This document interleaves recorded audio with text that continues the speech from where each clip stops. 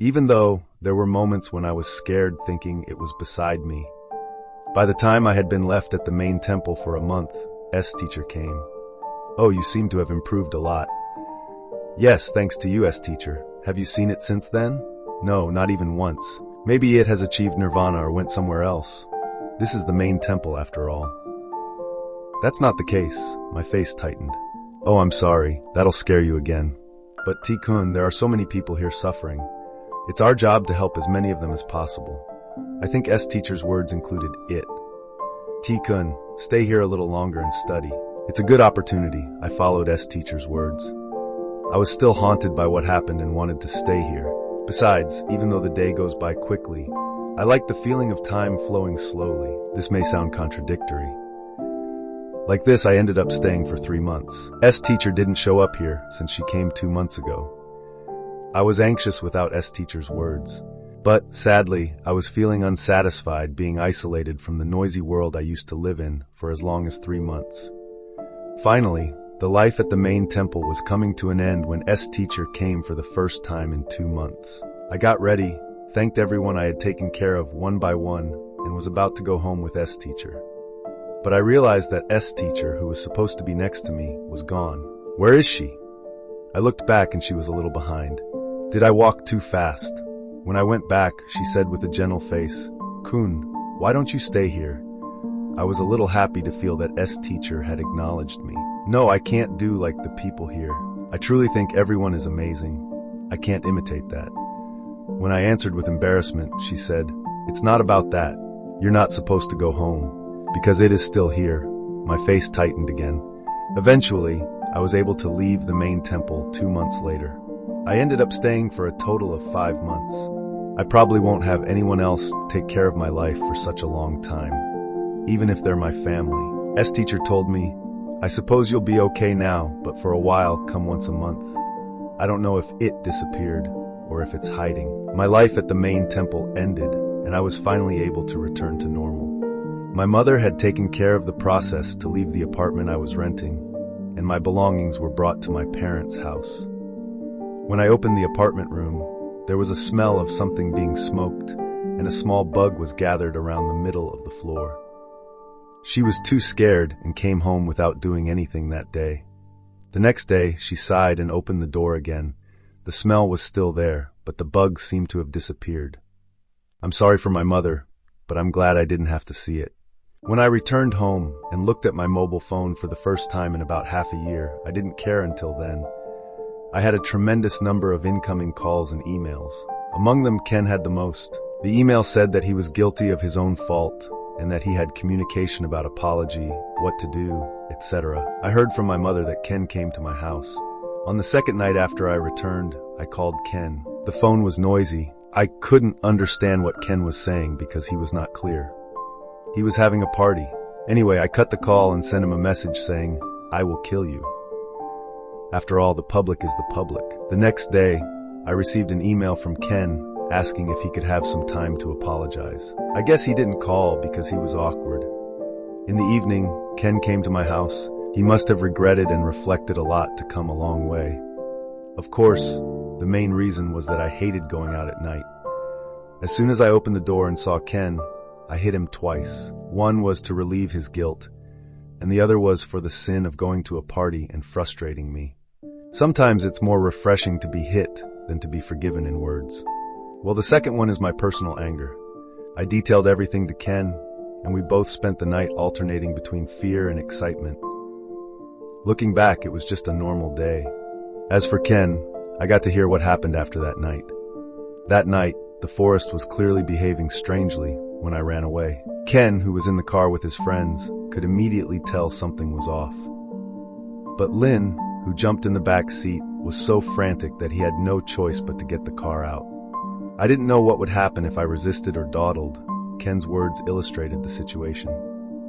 Ken apparently ran away when the car was caught at a signal near the entrance to the highway as it was moving away from my house. Ken said, because he started laughing in the middle of the run, shaking and saying I'm different or oh, I don't do such things. It was scary. I struggled to erase the image in my head that was brought back by his whispering.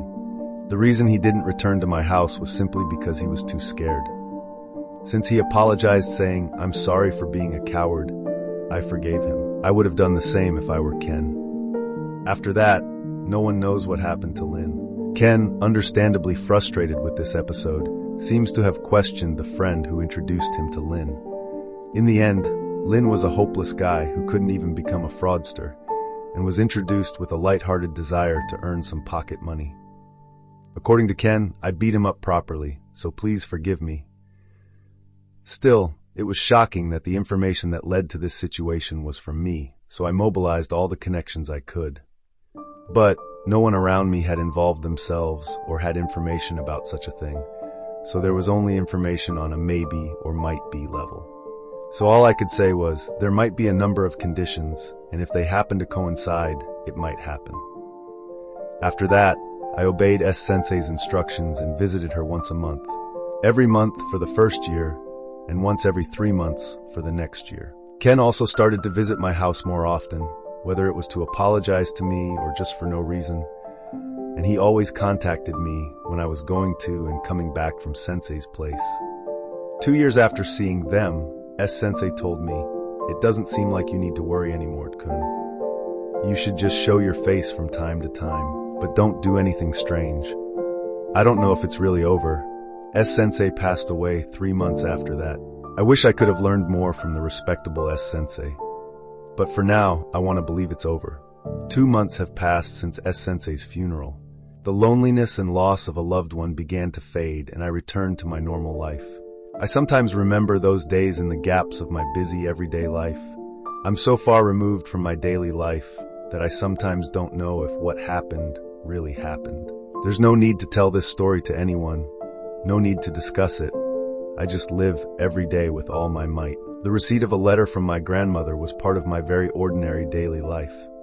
When I opened the envelope, there were 2 letters from my grandmother. One of the letters from my grandmother read, "This is the letter handed over by S-Sensei. I will now pass it on to T-kun, as promised, now that the 49th day has passed." The contents of S-Sensei's letter, and now I am hesitant to write out exactly what was written in it, so I'll paraphrase it. To T-kun, I haven't been in touch for a while. It's been a while since we last saw each other, hasn't it? Are you okay now? I hope you haven't been scared. As you get older, you become more long-winded. Today I wanted to apologize to you, T-kun, so I'm writing this letter. But that doesn't mean I did anything wrong. It couldn't be helped at the time. But, I'm sorry, on the day you came to my place, T-kun, I was really scared. After all, what you brought with you was definitely not something I could handle. But you were scared, weren't you, T-kun? So I thought I couldn't be scared. To tell you the truth, there are times when no matter how much I reach out, I don't get any response. We were lucky that time. T-kun, how was your life at the Hanzan? Did it distract you a little? Every time I met you, I told you it wasn't over yet, remember? I thought it would be terrible if you went home like this. So I knew it would be boring for a young person like T-chan, but I couldn't let you go home. I prayed every day, but they didn't go anywhere for a long time. But it should be fine now, because they don't seem to be nearby anymore. But T-chan, if you have another hard time, go straight to Hanzan. You can most likely become stronger there, so they won't be able to touch you easily. Lastly, there's something I need to teach you properly. If it gets too hard, surrender yourself to Buddha. When there's nothing left but pain, make up your mind.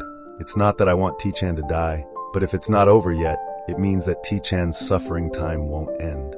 You've met many people at Hanzan, right? The truly bad thing, it tortures you slowly over time. They never end it. They watch you suffer with a satisfied smile.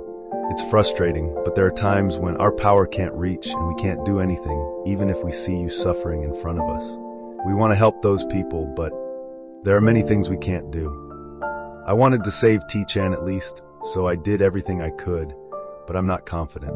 There is no sign of them, and I think they've gone, but it's not safe yet. They may be waiting for you to let your guard down. Got it, T-chan? Never fully let your guard down. Always be vigilant, stay away from suspicious places, and don't do any unnecessary things. Trust in me, okay? I'm sorry for lying all the time. I understand that it's too selfish to ask you to believe. But believe that until the end, I've been praying to Buddha. I always pray that T-chan will spend each day in good health. S. While reading, I can feel my hand holding the letter shaking. I'm also sweating an unpleasant sweat. My heartbeat is getting faster and faster. What should I do? Is it not over yet? I suddenly feel like they're watching me from somewhere. Can't I escape anymore? Maybe they're just hiding, and if they feel like it, they could appear in front of me at any time. Once I start doubting, I can't stop. Everything starts to look suspicious. Maybe S-sensei was tortured by that thing. That's why she left me this letter. In the end, has nothing changed? Maybe Lin was stalked by that thing. What was whispered to him? He might have been told something more direct than me, and he might have gone crazy. Sensei lied to me to avoid worrying me, but it is so serious that I have to lie. Maybe S-sensei was worried about that until the end because she knew that. The more I doubt, the more confused I become. I have no idea what to do. This is where my knowledge ends. It's all the story that lasted 2.5 years and still not sure if it's over. In the end, I didn't understand the reason. There was no convenient solution. There was no one nearby who knew something.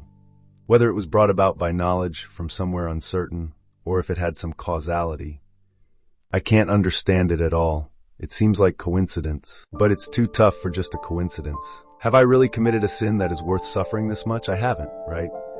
If so, why it's too unfair? That's my honest feeling.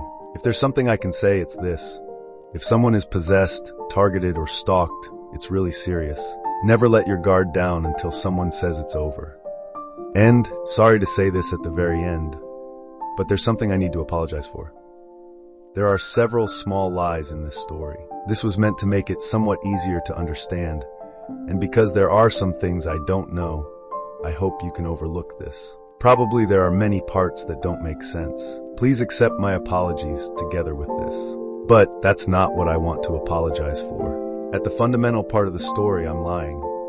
I don't think you've noticed it, and I've been careful so you won't, because I thought it wouldn't get across if I didn't do that.